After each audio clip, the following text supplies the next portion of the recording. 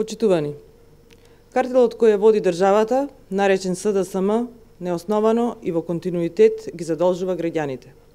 Државниот долг надмина 4 милиарди евра, а картелот тоа го крие од јавноста.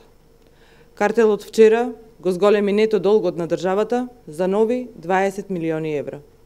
За 20 милиони евра само за еден ден се зголеми долгот кој ќе го враќаат идните генерации. За еден ден секое македонско семејство е задолжено за нови 40 евра. Со ова задолжување, државниот долг веќе надмина 4 милиарди евра и изнесува 4 милиарди и 40 милиони евра. Јавниот долг со голема брзина оди кон бројката 5 милиарди и сега изнесува 4 милиарди и 806 милиони евра.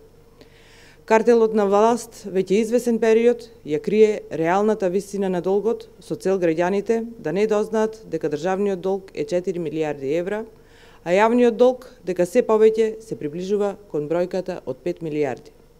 Картелот манипулираше со висината на БДП и така прикриваше 62,4 милиони евра од државниот долг, а 85,5 милиони евра од јавниот долг на државата. Картелот на власт мора да одговори во чии џебови завршуваат милиони евра пари, кои утре со камата ќе треба да ги враќаат идните генерации.